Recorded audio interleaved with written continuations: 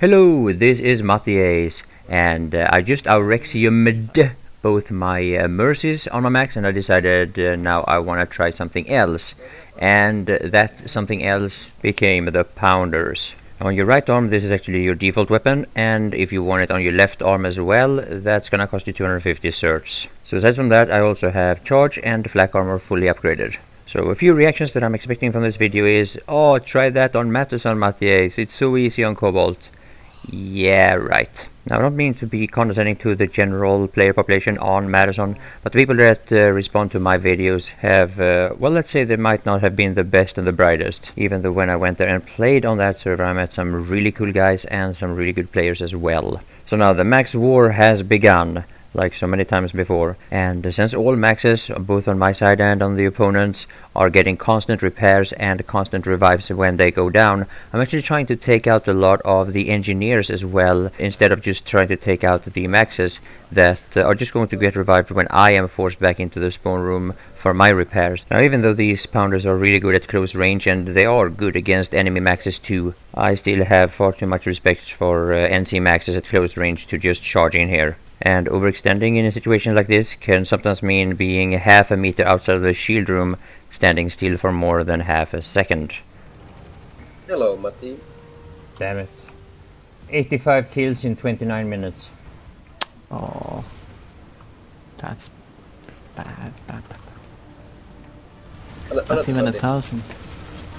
Yeah, so horrible. No, that's not this. Now, a few things that I realized about the Pounders is that the splash damage is quite reliable. I'm not sure about the statistics of it, but in a situation like this, for example, shooting down on the floor next to where all these engineers are, they are to the left inside this little choke point here. By just shooting the floor, I was actually able to pick up quite a number of frags. Not really my playstyle, but hey, whatever. And one of the things that really caused problems for me are these turrets. And the way to take them out is by hitting the actual gun of the turret and avoiding anything that is, in this case, a blue shield. Or should I say the Empire-specific shield. So now pushing out from this teleporter room was quite a challenge.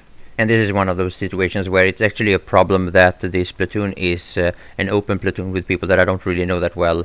Had I still been playing in one of the bigger outfits and I was actually platoon leading with people in TeamSpeak, this would have been a lot easier. But we do have our reasons for keeping the outfit small. Now, during a fight like this, normally you have a lot of light assaults dropping C4 from above, which of course was the same here.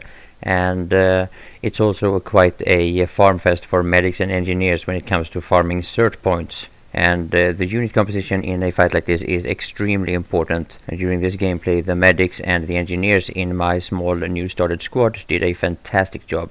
And when it comes to sniping at range, making shots like this is not something I can reliably do with the Pounders yet. I've used them for a couple of hours, but maybe I'll get the hang of it soon. It's a lot easier to do with the Vanus Comets, though, I have to say, even though they are not as effective at close range. And since I don't have my NC Max that highly upgraded, I can't really compare the 3 Maxes all that well. I sure have been at the receiving end of an NC Max at this range, though, and it is never a fun experience.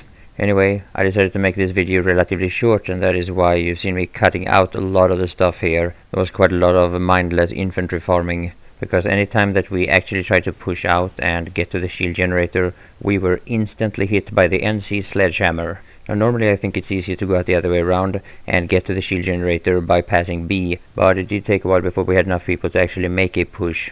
And here you can see how the squad has actually started to fill up. And that's normally when I start being a bit active with my squad leading. Normally I prefer to have at least 2 squads before I start giving commands. Now, since a lot of people know my opinions about maxes, I'm sure this is gonna be raged at and downvoted on Reddit and some such. But anyway, I really hope you enjoyed the video. Thank you so much for watching, and eventually we were able to push out, get the shield generator, get the SEU, and capture the biolab. So over 180 kills in an hour's worth of gameplay. Yeah, that's all, guys. Bye for now.